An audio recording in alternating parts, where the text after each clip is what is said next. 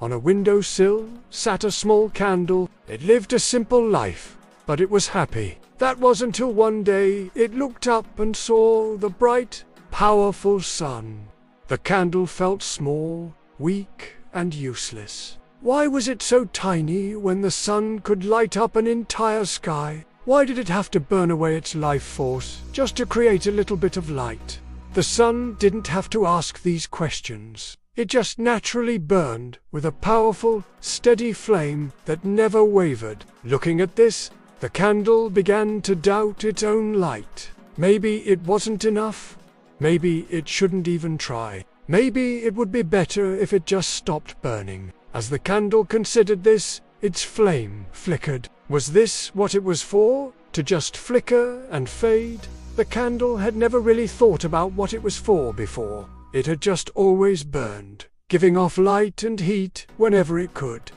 But now it knew it wasn't enough. It wanted to be more like the sun, strong and steady and important. But how could it be like the sun when it was just a lowly candle? It decided right then and there to stop trying. It would stop burning its life force away and see what happened. As the candle went out, darkness filled the room. Everything felt cold and empty without the candle's light. It didn't last long. Soon, the sun dipped below the horizon and the candle was left in darkness.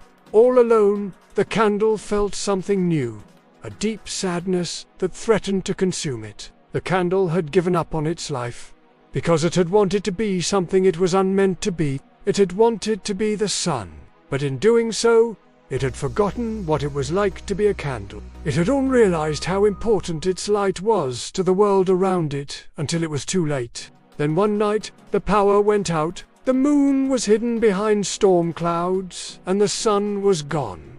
The room was in complete darkness. There were scary shadows everywhere. The wind howled outside, making the old house creak and moan. It was the darkest the candle had ever seen it. Suddenly, it remembered what it was like to have a purpose. It remembered the warmth and hope its tiny flame brought into the world. With a new determination, it began to burn. Its small flame didn't light up the whole room, but it did make a difference. It brought some light into the darkness and chased away some of the shadows. It wasn't much, but it was enough. The candle burned throughout the night, giving off all the light and heat it could. By the time the sun came up, the candle was almost out of wax. It had burned away most of its life force, but it didn't care. It had done something important. It had brought light into the darkness when the world needed it the most. As the sun rose higher in the sky, the candle's flame grew stronger. The sun was back. The candle smiled. Now it understood. It didn't have to be the sun. It didn't have to be big and bright and powerful. It just had to be a candle. It had its own purpose, its own light to give to the world. And that's the story of the candle and the sun. Let me ask you, have you ever compared yourself to someone else and realized that you're not as big, bright, or important as them?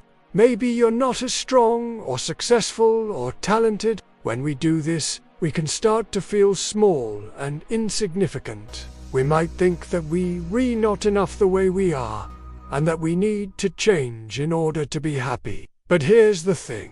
We don't need to be someone else. We just need to be ourselves. We're all like the candle in this story. We have our own unique light to give to the world. And when we try to be someone else, we forget what it's like to be us. We forget what we're capable of. So the next time you compare yourself to someone else and feel bad, remember that you don't need to be them. You just need to be you. You have your own purpose, your own light to give to the world, and that's what makes you special. If you enjoyed this story, please leave a like and comment down below.